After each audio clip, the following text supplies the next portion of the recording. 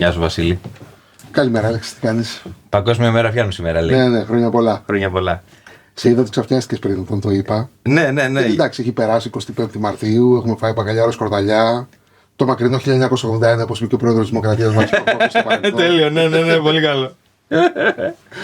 Οπότε σήμερα, 29 Μαρτίου, δεν ξέρω πότε θα το προβάλλει το βιντεάκι, αλλά σήμερα είναι η Παγκόσμια Μέρα του Πιάνου, γιατί είναι η 28η μέρα του χρόνου. Και σε φορά με τα 88 πλήκτρα του πιάνου. Ναι. Οι φίλοι που έχουν παλιά πιάνα που έχουν 85 πλήκτρα μην πάθουν πολιτισμικό σοκ. Τι εννοείς, τι λείπει, οι μπάσες ή οι πρίμες? Λείπουν οι πρίμες. Είναι πολλά σε λά, είναι 7 οκτάβες. Τα παλιά τα πιάνα. Τώρα είναι 7 και 1 τέταρτο. Είναι από λά, το λά 0, που πάμε στο C88. Το 88. Μπέρδεψα. Ναι.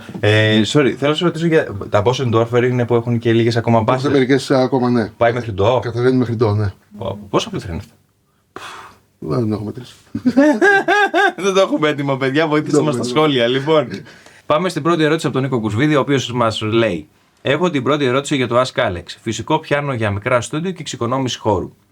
Λόγω εξοικονόμησης χώρου, αν πάμε σε upright πιάνο, τι θα χάσουμε σε σχέση με το πιάνο grand πιάνο?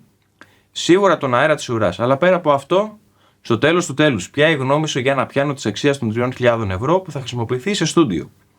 Είναι budget πιάνο ή χαμένα λεφτά?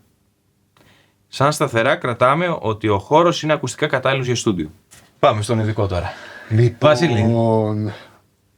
Από ό,τι καταλαβαίνω, ο χώρος θα μπορούσε να επιτρέψει και ένα πιάνο με ουρά, αλλά το budget που βλέπω είναι γύρω στα 3.000. Ενώ συνήθως ο χώρος φαίνεται να είναι ανελαστικός, τις περισσότερες φορές προκύπτει ότι το budget είναι ανελαστικό.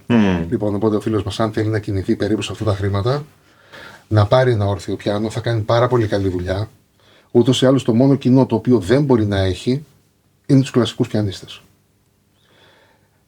Και αυτό όχι γιατί τίθεται κάποιο θέμα ηχοληψίας, ο άνθρωπος μπορεί να κάνει θαύματα. Είναι όμως η διάδραση που θέλει να έχει ο κλασικός πιανίστας σε επίπεδο recording, τέτοιο που δεν πρόκειται να κάτσει να κάνει δουλειά ποτέ με όρθιο πιάνο και ούτε και οι φτηνές ώρες τον καλύπτουν.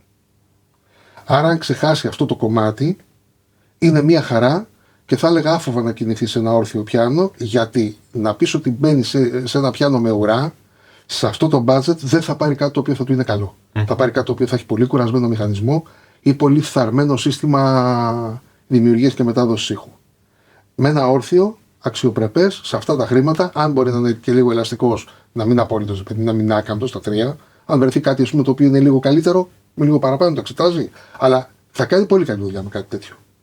Πού πιστεύεις ότι υστερεί περισσότερο, ας πούμε, το όρθιο πιάνο ηχητικά? Πολύ καλή ερώτηση αυτή, αυτό το αφήσαμε. Δηλαδή, τεχνικά, αν κάνουμε μια ακτινογραφία, πώς κατασκευάζεται ένα πιάνο με ουρά και πώς κατασκευάζεται ένα πιάνο όρθιο, πού βλέπεις ότι υστερεί το όρθιο πιάνο? Υπάρχουν δύο πολύ μεγάλες διαφορές. Πρώτα απ' όλα είναι ο μηχανισμός του πιάνου, ο οποίος στην ουρά επιτρέπει ένα εξτρά σύστημα επαναληπτικότητας, έχει τη λεγόμενη διπλή ρεπετησιόν. Είναι ένα σύστημα το οποίο είναι λίγο πιο γρήγορο και πιο δεξιοτεχνικό. Δηλαδή, αν δεν αφήσεις πλήρως το πλήκτρο, μπορείς να επαναλάβεις έχοντας την νότα κρατημένη πάρα πολύ χαμηλά. Ενώ στο όρθιο πιάνο δεν μπορεί να συμβεί αυτό. Μπλοκάρει το σύστημα. Δεν έχει το χώρο να επιστρέψει ο πιλότος. Πρέπει να έρθει όλο πίσω για να έρθει. Αυτή η μικρή καθυστέρηση, αυτό το μικρό delay, για τον πιανίστα είναι πάρα πολύ σημαντική. Λοιπόν, είναι πολύ βασική η διαφορά αυτή στο μηχανισμό. Ναι, δεν το έχω παρατηρήσει. Είναι διπλή ρεπετησιόν. Το πρώτο. Και το δεύτερο, φυσικά, εκεί που στέκεται περισσότερο το μάτι και το αυτί, τελικά θα έλεγα, είναι στο μέγεθος, το οποίο μεγαλύτερο μέγεθος ηχείου και μακρύτερες χορδές παράγουν πιο πλούσιο ήχο. Πιο πολλές αρμονικές, είναι άλλο το μεγάλο πιάνο. Όσο πιο μεγάλο το μήκος της ουράς, τόσο πιο καλός είναι ο ήχος και πιο κατάλληλος και για recording και για performing. Αν μπορώ να προσθέσω άλλο ένα, είναι ότι στην ουρά ανοίγει το καπάκι και ξέρεις, ανοίγει όλος ο ήχος. Στο όρθιο απλά ανοίξει ένα μικρό καπάκι το οποίο πόσο να ανοίξει ο ήχος πια. Σωστά. Έτσι δεν είναι? Σωστά. Βέβαια μπορείς να βγάλεις και το μπροστινό πάνελ. Το μπροστινό πάνελ ποιο εννοείς? Πάνω από τα πλήκτρα? Ναι, το πάνω από τα πλήκτρα, το κάθετο. Βγαίνει αυτό, Βγαίνει. Αλλά εκεί χάνεις το αναλόγιο το οποίο έχει ενσωματωμένο επάνω του. Ναι. Οπότε αν ξέρει το έργο, μπορεί να το ανοίξει και να είναι τα μικρόφωνα σε μια διαφορετική θέση. Ναι, δεν έχω συνηθίσει να το βλέπω ανοιχτό. Αυτό τώρα που το λες, ναι, το έχω δει. Άρα στα 3.000 ευρώ θα πρέπει να είναι πάρα πολύ τυχερός να βρει στα μεταχειρισμένα κάτι αξιόλογο, έτσι. Εξαρτάται ποια είναι η στοχευσή του και τι κοινό θέλει να καλύψει.